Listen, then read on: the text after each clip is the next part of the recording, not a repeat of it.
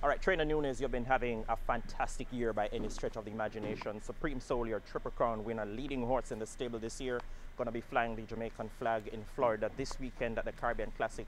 How do you rate Supreme Soul's chances? Jamaica hasn't had a participant in that race since 2008. Well, so far so good. He really traveled well. When we took him out of quarantine 2 weeks ago, he lost a little bit of weight, but within, I'd say, 24 to 48 hours, he had started to put on weight, and his condition is immaculate. He's really enjoyed his time there. The temperature is really cool, especially in the mornings. It's in the late 50s to early 60s, and he's really enjoying the weather, and he's, cannot be any happier. What about the preparations? How have those been coming on? I know you have a good friend and an assistant trainer up there working on your behalf. Tell us about the preparation and the build-up of Supreme Soul going into this prestigious race. Well, I contacted Rohan Crichton, who is a successful trainer in his own right over there, and he's on the Florida circuit, so he knows the ins and outs of Gulfstream Park, and he's been there and been a world of help to us up there. Robin, the groom, went up as well with me initially 2 weeks ago, and I've been twice already, and I go up again tomorrow morning to watch his breezes, and so it has certainly been a collective effort, and whatever success we have will certainly be a team effort. What about the choice of jockey? Because you would have had some options, and I understand you have made a choice. Tell us about who will ride Supreme Soul in Sunday's race and why. Well, unfortunately, Tyler Gaffalione has been booked on him for over 2 weeks now, and yesterday at 5 p.m. we were told by his agent that he had a stakes race to ride back at Aqueduct on Sunday, and he was very sorry. He was apologetic and said, for this late notice, his entry is tomorrow morning. We did try and get other riders such as Ricardo Santana and Manny Franco and those guys who also have rides in the race. So we have basically settled on Hyro Rendon, who is a nice young rider at Gulfstream Park, who's riding well, won a race up until Sunday gone, and he'll be able to catch 112 pounds, as we are allotted a 10-pound allowance for having not won the Caribbean Classic, so we can actually go as light as 108, but we will go with 112 pounds and Rendon. Right, just as you mentioned, the 112 pounds, some persons, local fans are wondering why Shane Ellis was not aboard, but he could not have made that weight. Right.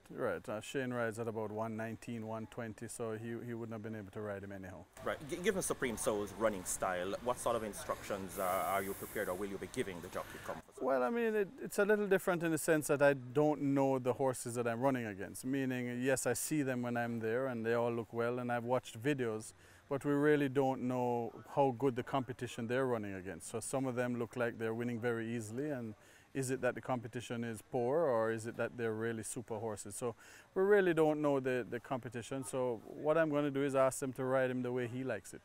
And that's basically, he will certainly be in the first 3 or 4, because he's not like his brother who's going to lay way off of it like Big Daddy Cool. He's somebody that's in the pace.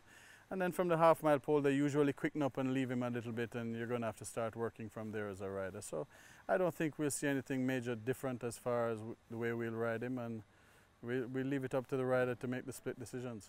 In terms of the preparation, I understand Wesley Callaloo Henry has been helping out up there as well. Right, Wesley worked him in the early part of our 2-week stint up there. He gave him the mile pace work, and he went really well for Wesley.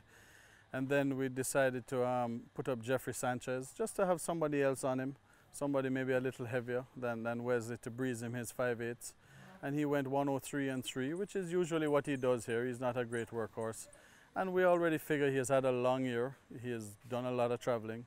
He's fit, he's healthy. I think my job is to just keep him that way, happy and healthy, more than drill him another 5/8 maybe in 101 or 102. So he went around there nice and happy, and Jeffrey came back and said he felt real good.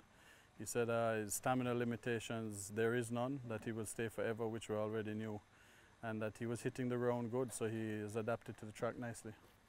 Years ago, when Jamaica sent horses to the Caribbean Classic, there were always, or have always been, concerns that when they come back here, they don't perform as they usually do. Right. What do you think about that? Well, I mean, they used to say about any of our horses going away, but I mean, the truth is we took Terremoto away in 1998 to the Trinidad Derby, and he won.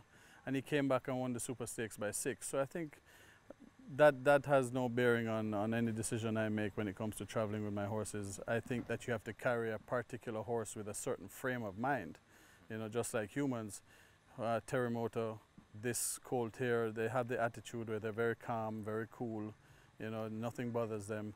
you know, you have to carry a horse like that. If you're going to carry a highly strung horse, then maybe you're going to be in trouble, but he fits the bill. Right, racing trainer is expanding a track here in Jamaica, Trinidad and Tobago, Barbados and Guyana. Now St. Lucia is joining the mix. They have their inaugural race meet come December 13, and you'll be a part of that as well.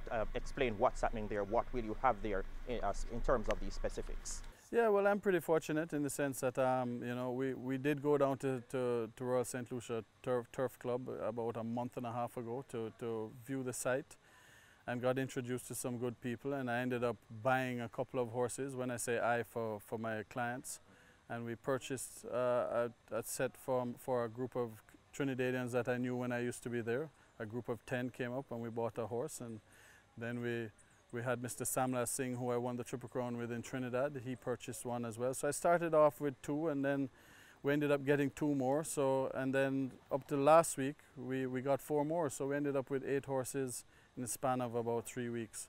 So, you know, I had to send Marvin Campbell is down there heading up that division at the moment, along with Herman Kerr, was one of my head grooms that went to Trinidad as well when we won the Triple Crown there. So he's down there. Those guys are both used to traveling and living under difficult circumstances away from home, and they handle it well. So just like the horses, they're good team members, and I got 2 nice new owners down there from 3 Diamonds Farms in the States, and a Mr. Fred Schrader that contacted me and asked me if I'd train 2 horses for them, and you know, that was so nice of them to even think of me. And they met Marvin down there, and they were terrifically pleased with Marvin, and he's a lovely human being. And so far so good, you know. It's really been encouraging, and I look forward to a bright future down there.